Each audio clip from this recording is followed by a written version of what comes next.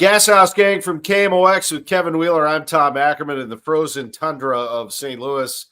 It's snowy. It's time to talk some baseball. We'll also get into some football, hockey, basketball. Everything's happening at once. How are you, Kevin? I'm good. Sorry, I'm joining you from the jail cell today. Yeah, what did you do? What happened to you? Well, here's the thing. I need to bail you out? This is like we have this little side studio here because I didn't realize that you weren't going to be in the sports office. So normally, I go in there, it looks a little better, and I come in here because it's quiet. But like when I have a normal shirt on, Sonic and Knuckles, baby, yeah, Jameer Gibbs and David Montgomery. But when I normally come in here, I'm turned like this with the black background, but then I disappear. So I turn this way, and now I look like I'm in a prison. Well, you know, what am I going to do? I had to, I'm traveling today, so I had to get home to do a couple of things, and then I'm out of here. But it has been a day, no doubt about it, in St. Louis where people were back out on the roads and running around and crashing into each other. And geez, I mean, I hope everyone takes it easy. It's going to get better, and baseball season is upon us. We're 50 days away. We've reached the 50-day mark until spring training, Kevin, and I think, you know, I don't know that I have Arenado fatigue just yet because I do see I think we're all getting there. I think we're reaching the finish line here. I mean, it's either Boston Red Sox. I don't know what other options they really have. So it comes down to where's Alex Bregman going to go? And then I think we're going to find out shortly thereafter. A lot of it, I mean, it does seem like that, right? It does seem like it's Boston or bust. And that's tied directly to Alex Bregman. You know, if he ends up going to Boston, then maybe it's well, we got to deal with it.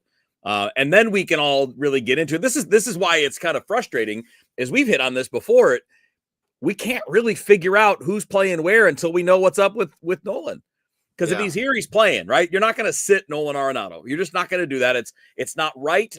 And he's too good. He's too good of a player to sit. And then, of course, if you sit him, how are you going to trade him if he's not getting a chance to perform? It's just not going to work. So when you're looking at the options here, he's going to play if he's here. And that sets off a chain reaction that involves Nolan Gorman and Brendan Donovan and Lars Nootbaar and Siani or Scott in center field. Like it just involves Sajacy. It involves literally everything that we've been talking about lineup construction and who gets opportunities. There is a poll right now going on KMOX Sports Twitter page. I don't know if it's anywhere else, but I see it on our X/Twitter page. Do you want the Cardinals to trade Arenado? Currently, we're 408 votes cast, and definitely 68%, not at all 32%. I think you and I would be in the definitely category. It's not that we don't like Arenado. It's that it makes sense for what the Cardinals are trying to do as a team. Yeah, that's it. That's entirely what it's about. It's not about get this guy out of here or he's terrible. It's not about any of those things. It's about moving forward. And if you're thinking long-term, the 34-year-old guy is not the long-term plan. And we all know that you can't proceed in 2026 or 2027 until you have a pretty good idea of what you have in-house. Because then it tells you what you have to go get. And it informs the decisions on who you're going to keep around, who you're going to try to sign to long-term deals, all of those things. All of it is tied into opportunity this year. And if you're taking a position like third base, and it's going to be, look, I mean, Nolan plays every day.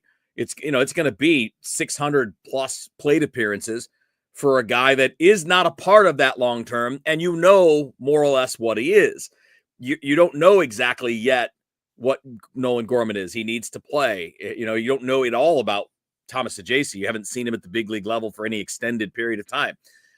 You have to figure this out. And we know that one thing that's different from last year to this year is that right field is taken.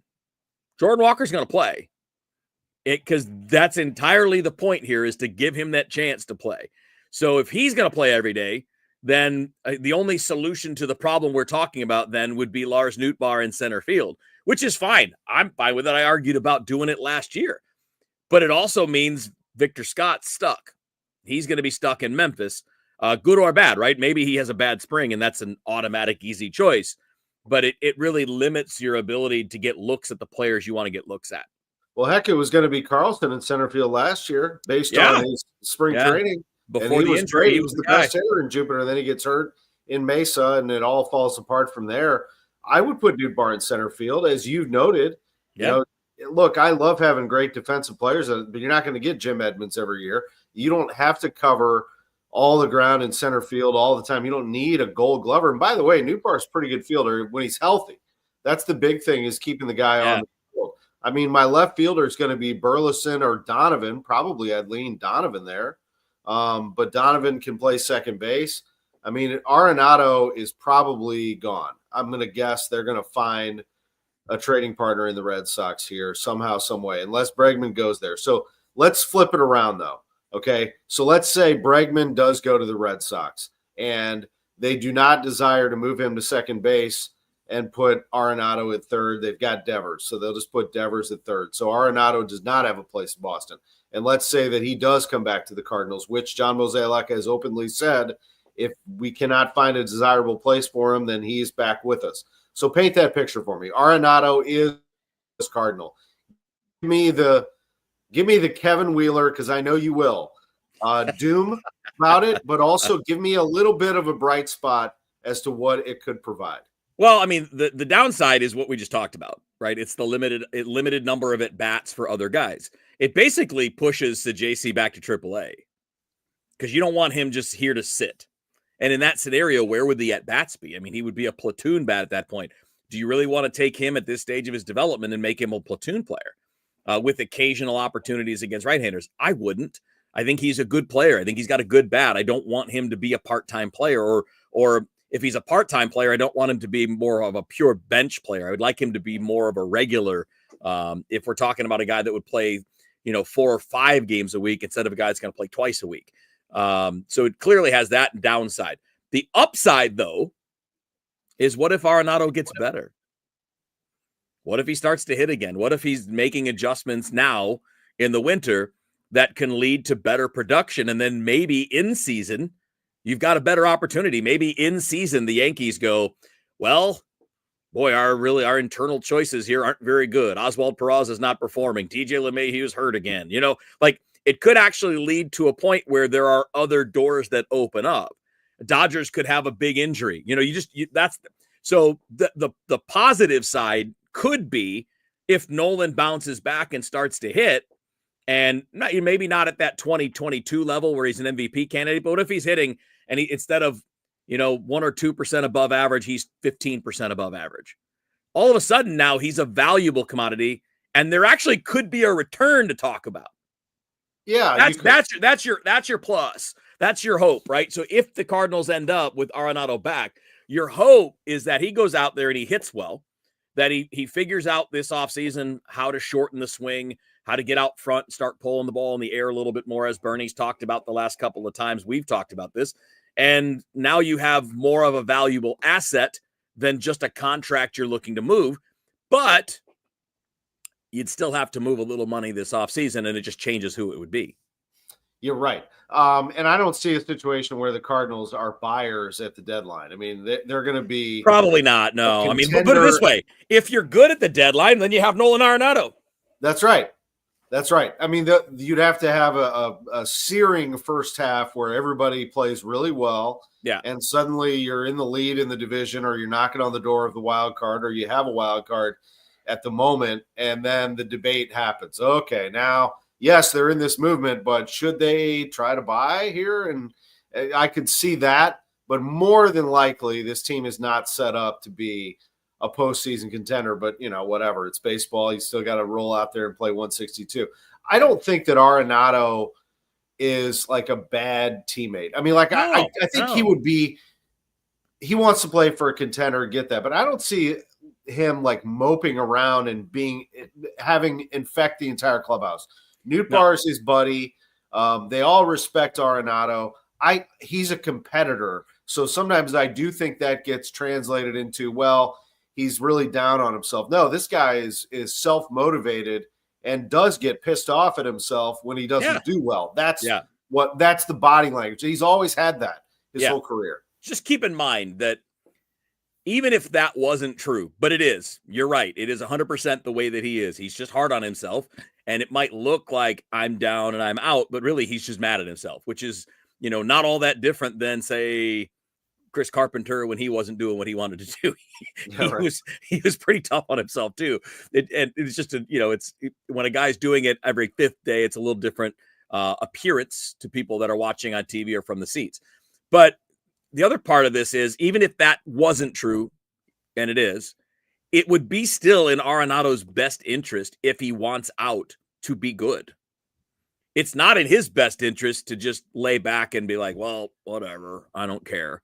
I mean, either way you look at it, it's in his interest to play better. This is the Gashouse Gang from KMOX with Kevin Wheeler. I'm Tom Ackerman. We have so much to get into. We just talked about Nolan Arenado and the Cardinals, and we appreciate everybody watching this, listening to it on replay.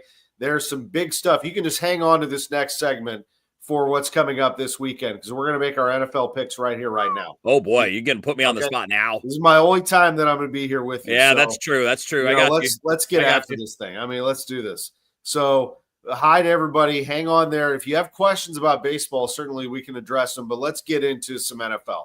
So the first game will be on Saturday afternoon, and it's going to be Chargers at Texans. In my mind, Kevin, this is the Chargers game to lose. Jim Harbaugh has this team playing really well right now. I'm not the biggest Jim Harbaugh guy, but I have to hand it to him. He's got them playing some good football. They're going to go down to Houston and have to win a ball game. I think they are set up to do it. I think they will win. And we're not going to pick spreads here. Let's just pick winners. If that's fine, I can do spreads on my show, but or we can do spreads if you want. But I think we're just picking straight up winners. They're just talking about either way. So I think the Chargers are going to go on the road and win the football game. I think so too. I think Jim Harbaugh is a winning coach. I mean, I'm not saying he's a legend or anything, although, taking a team to a Super Bowl and winning a national championship and then coming back and turning the Chargers around instantly is a pretty big deal. My vote on this is as much about my disbelief in Houston as it is my belief in the Chargers and Justin Herbert and Jim Harbaugh.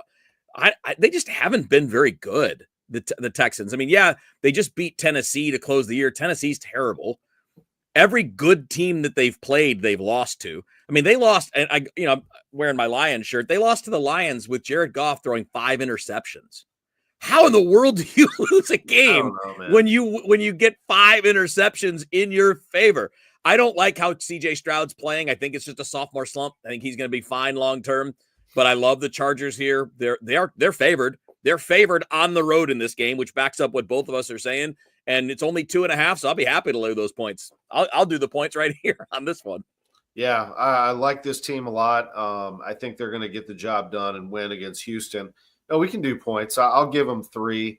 I'll go Chargers -3 against Houston. Now, this is going to be an old slugfest on Saturday night. I don't think the Steelers, as bad as they've been, are going to give in necessarily. But I'm going to go Ravens pretty heavy here, -10. The Ravens are going to be, with Buffalo, a real challenger, a legit challenger to Kansas City. The Steelers have completely fallen apart. They gave the Bengals a little run the other day, but I just don't believe them anymore. And I'm not really sure why. What has happened? What has happened to them? Why don't they play as well as we thought they would? Because their quarterback is Russell Wilson. Yeah, I mean, let's be honest, man. He's not good. He's had a couple games this year where he's looked okay, but Russell Wilson's been bad now for about 3 or 4 years. I mean, he's not good. So their biggest problem is quarterback play. They've got talent. They've got guys that can catch the football. They've got Najee Harris who can run the football. Mike Tomlin's a good coach. They're solid defensively. Their quarterback play is subpar, and that makes, to me, the win-loss pick on this really easy. I'm going to take the MVP caliber quarterback over the guy that's mid at best. Like on his best days right now, Russell Wilson is mid. I don't like that 10 points, though. I don't like that. I'd probably take those 10 and roll with the Steelers on the spread, but I don't think there's any question that Baltimore wins that game. So you're saying their defense can keep them in it? I think it'll be more yeah, I think so. And I think they're going to try to run the ball. And, plus, I don't know what the temperatures and all that are going to be in Baltimore, but I'm assuming it's going to be like in the 20s, and who knows if it's going to be snowing. If I have to do it this far out, I would be taking the points. But I don't think if it was 7, I'd be taking Baltimore. But it's 10, so I'll go Pittsburgh. I'll tell you right now, 60% chance of snow. There you and go. a high of 34. So in other words, wait till Friday or Saturday before you bet on that game. Yeah, Don't do it now. exactly. No, I mean, definitely Russell Wilson's an obvious, but I just, the Steelers have lost 4 in a row and they just look brutal. And I Yeah. know a lot of it is on him. I got Ravens. I'm going to go Ravens -10. All right. So Sunday. Now, Sunday is going to be fun. You're going to open things up on Sunday with Denver at Buffalo. Buffalo probably in a runaway here, but Denver's good, man. I mean, Sean Payton is going to have this team. I said it at the beginning of the year. He will turn the Broncos around, and he has a good quarterback to work with in Bo Nix. The spread is 9, and for that reason, I'm going to go Bills -9. Otherwise, I'd probably take the points in the Broncos, but 9 is a good number for me here, and I think the Bills come out flying. Yeah, I actually think the Bills might win this game by 3 touchdowns. Really not – I don't disagree with anything you said about Sean Payton or Bo Nix and the way they're heading. Denver hasn't played well against good teams this year. I mean, you look at how when they faced good playoff caliber teams like Baltimore, kicked the crap out of them. They won a bunch. They beat Kansas City down in the last week, but it was the second string. They played well at Arrowhead against Kansas City. Yeah, I'm not believing it yet. When I look at the bulk of their wins, I see the bulk of their wins against teams that they're clearly better than. And most of the wins, the wins, these are their wins: Tampa Bay, the Jets, the Raiders, the Saints, the Panthers, the Falcons, the Raiders again, the Browns, the Colts, and then the second team for the Chiefs. There's not a lot there. I mean, which one of those games impresses you? I mean, Tampa's not bad, right? That's a playoff team, so that's a good win, but that was week 3. The last time they beat a good team, Atlanta's fine. They missed the playoffs, but they're fine. And they blew out Atlanta, so maybe that's the one, but maybe this is a weird way of looking at it. I just don't like their performance against good teams. Yeah, I think the Bills are elite. Mm-hmm. I thought that Nix was good against the Bengals, going head to head with Burrow. That game right around Christmas where they lost in overtime. I thought he was pretty impressive, and obviously a desperate game for both teams. And the Bengals won that football game. The other one was, their defense can be sneaky good. I mean, they had 5 takeaways in that game against the Colts towards the end of the year, and they can be, you got to be careful not to, wing the ball around. Josh Allen's so darn good, though, man. He's going to be great. They're good, and their defense is really good too. They're so good. Yeah. So I think maybe it's good. It's good most of the time. There have been a few times where it's not been very good. So Sunday afternoon is going to be my upset pick. I'm actually going to take the Packers +4, and I may take them outright. As good as the Eagles are, there's something, I don't know what it is about this Packers team that got me hooked. But they're a difference maker to me. And I know they dropped that game at Minnesota, but man, that was a hell of a game. And before that, they had some blowouts. That game at Detroit against you, they looked pretty tough. They went toe-to-toe with a depleted Lions defense, we should say. But remember what the Lions did to the Vikings. I like this Packers team. I'm gonna take them in an upset win at Philadelphia. We're going to go opposite here on only one condition, though. Jalen Hurts has to play. Mm-hmm. He's still in the concussion protocol. The reports are that it sounds like he's going to be good. It sounds like he's going to end up getting cleared by this weekend. So if he plays, I think Philly wins. But I don't think it's easy. I'm with you. The Packers are really good. But I'll say this. Jordan Love has been a little up and down this year.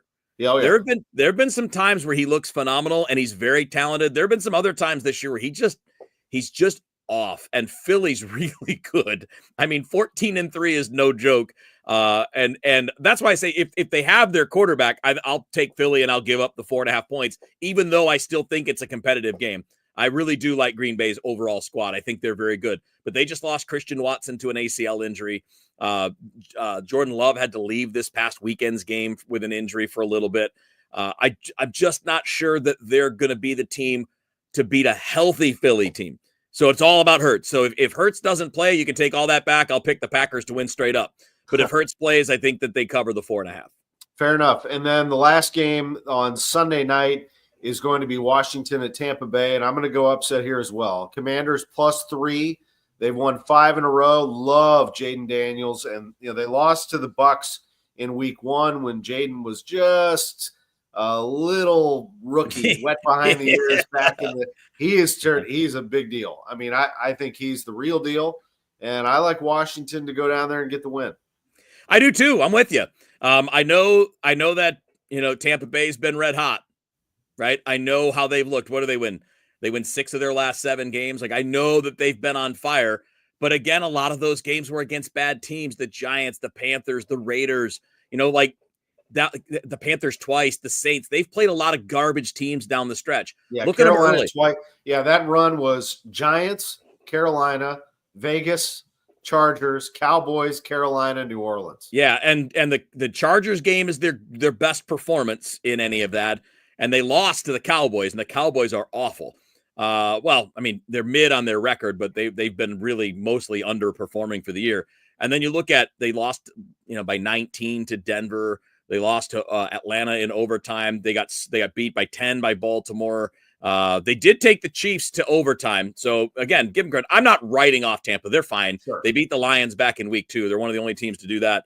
But I like everything. I agree with everything you said about Washington. I love how they play. They had a big comeback win a couple weeks ago. They're favored on they're underdogs, but they're underdogs on the road by less than a field goal, which tells you that they're viewed as a threat. So I'm going to go with Washington, but it's not a sure thing. I mean, Baker Mayfield's been really good since getting to Tampa.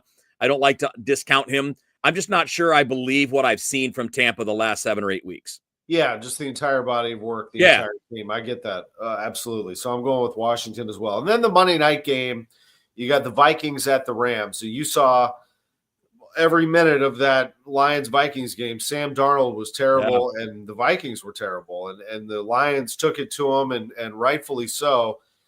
My gut tells me that the Vikings are going to lose again, and this time to a Rams team that's actually playing really well, running the ball well.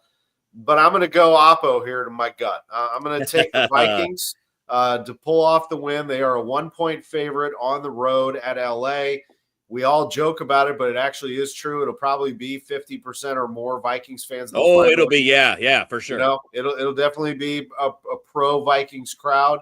And I think they bounce back. I'm going to give them the benefit of the doubt and say that they've had a really good year, and they're going to find new life and pull out a win at SoFi. Well, it wouldn't be interesting if we always agreed, so I'm going to go opposite here. I think it tells us a lot that Minnesota's a 14-3 team that was just playing a couple of days ago for the possibility to have the number 1 seed and the bye, and they're only a point and a half favorite against the Rams. Vegas is telling us something. They're telling that's not a strong favorite at all. I felt like Sam Darnold turned back into a pumpkin on Sunday night. That was Sam Darnold, not the guy we've seen all year. That was the old Sam Darnold who looked shaky, was throwing off his back foot. You notice how all of his misses were high? Yeah. Well, that's what you do when you're leaning back, when you're staying on your back foot and you're afraid to follow through because the pressure's bothering you. And the Rams defense is objectively better than Detroit's defense. Their front is better. Their secondary is healthier and better. Now, maybe healthy Detroit's defense would be as good, but that's not what we saw Sunday night. And plus, Matt Stafford's a big game dude. He's not been great lately, though. He really hasn't. And, the fact that Kyron Williams has been as good as he's been has really saved them. Speaking of the Rams, I love the Rams this week. They might win by a touchdown. I think Detroit might have cracked the code as to how you get Justin. Look, Justin Jefferson looked really ticked off this past weekend. Like, he almost looked disengaged in the second half because he was frustrated. And that's not a strong secondary. That's not a strong defense. I'm going to go with the Rams. I don't want them to win, by the way. I'll be rooting for the Vikings because every time the Rams can lose, I'm happy. I don't care when it is or how it is. Every time they lose, I'm happy. I love seeing Uncle Rico walk out with his head down because he's the worst. But I do not like what I saw from the Vikings, and maybe I'm overreacting to one game, but I'm going Rams, and I really will hope that I'm wrong. Gashouse Gang from KMOX with Kevin Wheeler. I'm Tom Ackerman, our producer Drew Young. We've got a lot still to get to. Uh-oh. Tom froze. Look at that pose. I don't know what we're going to do about Tom freezing up there, but we're going to figure this out. There we go. You froze for a second there, buddy. I don't you froze. know. Now you're back. You're back. It looked like you froze. I froze. We all, whatever. So one of us froze. I don't know. We'll find out at the end. I don't know which one. It's freezing. Maybe it was outside. me. It's probably me. Anyway, Notre Dame and Penn State, Orange Bowl Thursday night. I really like this football game. That said, I mean, I'd be very surprised if Notre Dame doesn't win this football game. I think that Penn State has to show me that they can play in a big marquee game against a big opponent. No, I'm sorry that feels disrespectful to SMU and Boise State. I feel like Kirk Herbstreit here, but they don't belong on the field. Yeah, this is a big, big, big game for both programs, two great historic programs. But, Kevin, I think Notre Dame is going to win the game. I think they are destined to win. I love the way they play. Their defense flies to the football. They're terrific breaking through the line. They get tackles for loss. They just beat Georgia, for crying out loud. They beat part of Georgia. They're facing a backup quarterback who's not started a game in his life. And that was entirely why they won. They won because Georgia could not score, because they couldn't move the football, especially once they got into offensive territory. So I'm not giving them a credit for beating Georgia. I mean, they beat Georgia, but that's not that level of win. They didn't beat a full speed Georgia with their starting quarterback. That I'm not sold yet. I think Notre Dame and Penn State are dead equal. I think they're totally even. I think their accomplishments to this season, their style of play, their keys to winning the game, they're almost identical. So then it comes down to, if I wouldn't bet this game at all. I would not touch it. I don't have a good feel for who's actually going to win. But if I have to make the decision here, I look at, in college, the coach and the quarterback. So which coach do I think is more proven? I don't know. Neither, really. Right? I mean, they both kind of have their flaws in big games over the past few years. Who's the better quarterback? Is it Drew Aller or is it Riley Leonard? I don't know. It's kind of a coin flip, right? I mean, look, if I have to pick a winner, which I will because it's boring not to, I'll probably lean towards Penn State because they've had a little bit tougher. I will say this, though, Kevin. You know, Riley Leonard, every single time he wanted to, he scrambled for a first down. I mean, every single time they needed to, he got what he needed with his legs. Now, he can make a throw, but that quarterback is his ability to escape. This is Georgia's defense we're talking about. That has nothing to do with the backup quarterback, Gunnar Stockton. I mean, that's Georgia's defense. It does when you're talking about time of possession. How long was Georgia's defense on the field in that game? And by the way, Stockton didn't have a bad first half. Yeah, by the way, it wasn't as bad as I thought. It was almost 50-50 on the time of possession. But no, I get your point. I just think, based on what I've seen through two games, Notre Dame's defense is going to be tough to stop, quarterback or not. By the way, Carson Beck wasn't all that great either. Late. No, he had a very mixed year for sure. Yeah. You know, so I'm not saying he doesn't beat Notre Dame, but I really like the way they're playing. I'm going to go Notre Dame -2 in this. Yeah, I don't feel great about it. I'll go Penn State. I don't feel great about it. I feel like it's a flip of a coin. No, fair enough.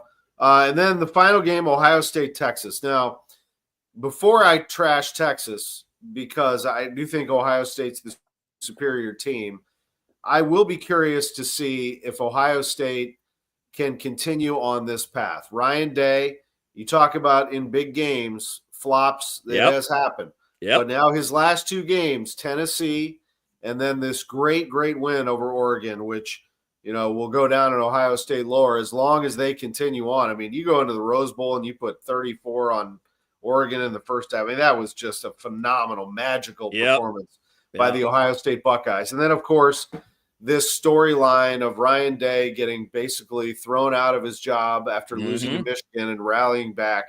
It's intriguing. I am going to take Ohio State -6 for other reasons. They just have a better top to bottom roster, both offensively and defensively. And Texas defense is damn good. Yep. But this Ohio State team is churning right now. I think that Texas will have a slight edge being at home and all that stuff, but Ohio State travels just fine.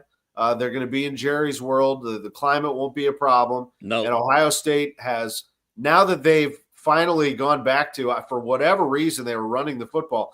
Now that they find their elite wide receivers, they're going to be fine. I think they win this game and cover the 6. I agree. I don't think there's any chance that I pick anybody other than Ohio State the rest of the college football playoffs. If they lose this week, well, then I can't pick them. And if they win this week, I'm picking them to win it. They're peaking. They're playing the best football of anybody now that the playoffs have started. And they're legitimately loaded with NFL players, man, just like and Texas is too. And, all of the things that we said about Ryan Day's past in big games, they're true. But they're also true of Steve Sarkisian. And so there's no edge there for Texas. There's nothing, to me, I don't see an edge for Texas. At best, anything we would look at to match up is basically a draw. There are plenty of edges for Ohio State, although not big ones. It's not that big. But if I'm looking at just what we've seen in the playoffs, I mean, Texas damn well could have lost to Arizona State. And I don't want to disrespect Arizona State like you. I don't want to be a Kirk Herbstreit. but ASU was not at the level of Tennessee this year, and they were certainly not at Oregon's level. And Texas barely squeaked that one out. And you could argue, although it's specious, but you can argue that if that targeting call's made in the fourth quarter, that Arizona State might have had their chance to win the game in regulation on a field goal. They did not call targeting where it should have been. Now, I agree with Bernie. You can't blame a call for losing a game, and I'm not doing that. I'm just saying that that's how close Texas was to losing. That if they don't get a favorable no call on a targeting, they may have lost that in regulation. Ohio State blew out Tennessee and Oregon, destroyed them, not competitive, not close. And those two teams are both better than Arizona State by a lot. I'm going with the hot team. Ohio State's hot. They've always been talented. They stunk against Michigan, but they are red hot right now, and I think they're going to win the whole thing. Isn't it something that one of these coaches who's been knocked for not coming through in the big game is going to win the national championship? It's either going to be Ryan Day, Steve Sarkisian, James Franklin, or Marcus Freeman. Yeah, one of them is going to get over the hump. Somebody's going to be raising that trophy. It's pretty cool. And personally, as an Indiana fan, I hope that it's Ohio State against Notre Dame. Two teams that we lost it. But it should be fun. I mean, and what a great weekend. I mean, that's one of those things. I love that college football is Thursday, Friday. Good for them. And they stay away from the NFL, obviously. You get 4 consecutive days of meaningful football. And that Friday night one is the best of all of them, I think, because there's no competition. What else goes on a Friday night? Ohio State and Texas. Man, that's going to be a monster. Good times. Let's go. It is the Gashouse Gang. You're listening to it, watching it. We are on YouTube at KMOX Sports. Follow our friend Bernie Miklasz at The Bernie Show as well. Listen to us on KMOX. We're all over the place. We generally hit baseball pretty hard, but this being such a full week, you got to spread the love. We talk some football. We talk some baseball. Let me ask you your assessment of the St. Louis Blues before I give you some college basketball thoughts to close this thing out. The Blues play tonight at Minnesota. The Blues have been interesting. They lost 6-4 at Columbus the night after walloping Ottawa 4-0 at Enterprise Center. What do you make of the Blues? I still don't know. They are clearly better under Jim Montgomery. I mean, it's very clear, just the overall quality of play. Bernie threw out the numbers when we talked about it last week on Friday, and the numbers are inarguable. I mean, they're getting more opportunities to score. They're not giving up as many. We haven't had the really big blowout losses like we had earlier in the year. But when you kind of look at where things were when Montgomery took over and where they are now, so you were 9-12-1 before he was hired. So you're clearly a lot better team, right? I mean, record-wise. But it's still run a little hot and cold. They won 4 out of 5 and got points in 5 straight when he first took over. And then they went into a stretch where they lost, I think it was like 6 out of 8, although there were a couple of overtime losses there. So it's important to note that, in a bunch of these losses, they've gotten a point, which is, it matters. I mean, it just matters in the standings. And now they're back to a little bit better run, winning 4 of the last 6. I did not like the performance in Columbus. Tonight's a big night because Minnesota's really good. I just want to see them stay stable for a while. That's it. I think there's a really good chance they can squeak into the bottom part of the playoffs, which is what we thought was the best case scenario earlier in the year when it started. And they're playing better, so I would assume that it's going to keep getting better over the time with Jim Montgomery. But we're still going through these periods of streakiness. We're still going through, again, so you win. And I know it's more than just wins and losses because as I mentioned, it's about how many times you're getting points. But you win 4 out of 5 right out of the gate. And then you lose 6 of the next 8, and then you win 4 of the next 6. It's still too much of this. But I think it's going to stabilize. And I think they're going to make a really good push. And if they don't make the playoffs, it'll be close. I appreciate that very much, and I agree. I think that they just are too inconsistent for me to consider them a serious playoff contender. But they're showing signs, which is good, right? Yeah, I mean it is. And their possession times are better. They're scoring more. Some of these guys are starting to get loose. Like Brendan Saad's starting to play really well. Like there's a lot to like. I just want to see the results level off. And obviously they need to stay healthy. By the way, that poll right now, do you want the Cardinals to trade Arenado? 506 votes have been cast. 68% yes, 32% no. Or should I say 68% definitely, 32% not at all. Yeah. I think it's the same vibe, right? We talked about that earlier. It's not a matter of disliking the player. It is much more about the circumstance that you're in and what the franchise needs to move forward and gain knowledge of players that they're going to have to count on in the future. And look at some of the comments underneath there. I mean, Dan says, I can't answer this poll because I can't tell if the team is trying to win or not. Justin says, the fact is Arenado doesn't need to be traded. Hard to see any scenario where he's content. Want no, need yes, says Mex Tape. So saying that's a good way to put it. Yeah. I mean, we want those of us that would say, yes, we want it to happen. It's not because you want to get rid of him. Right. It's because of the circumstance. Yeah. Yep. And then a final thought, tomorrow night is a huge game in St. Louis. So college basketball, Mizzou plays LSU tonight. The SEC is a killer. LSU and Mizzou are near the bottom of it, but still with really good records. Illinois looks great. They're ranked 13th in the country now, and they're going to take on Penn State tomorrow. But this is a monster game in St. Louis tomorrow for SLU. SLU is starting to play really well. They're tied for the top of the A-10 with Richmond and St. Bonaventure. All three of those teams are 2-0. SLU hosts St. Bonaventure. If you want to take in a real college basketball atmosphere right here in the city of St. Louis, it is tomorrow night, Chaffetz Arena, SLU against St. Bonaventure. It's going to be a great game. Robbie Avila, one of the faces of college basketball, is playing lights out, maybe the best of his career. And the team is rallying around him. They run those starters until they can't go anymore. And that's exactly what Josh Schertz tries to do. So I would highly recommend, if you're looking for some live sports, if you can't listen to it on KMOX, go check it out tomorrow night at 7. Yeah, I'm really curious to see what they're going to do. I mean, they had their really rough stretch, right? They had a couple, obviously, Kareem Abdul-Jabbar missed a few games, and it's Kareem, not Kareem. Yeah. Robbie Avila missed a few games, and they've had some ups and downs when it comes to that. And they had a couple of just bad performances where they lost close games that they shouldn't have lost. And Josh Schertz had kind of talked about it that way and noted it. But what's going to matter for them is how they play in conference. And I think they can finish near the top of the A-10. I don't think it's a lock, but I think they have the ability. You've got shooting with Jimerson. You've got all-around performance in Swope. You've got the big man who can shoot it and distribute it in Avila. And they've got a little more depth, I think, in terms of guys that can provide some offense than they've had in the last couple of years. So I'll be curious to see how it goes. But I'm at least interested because I think they have something that they can work with here, despite those 3 close losses a few weeks ago that they really shouldn't have allowed to happen. Yeah, very promising product right now. On the move. We'll see what they do against St. Bonaventure. Really good basketball team.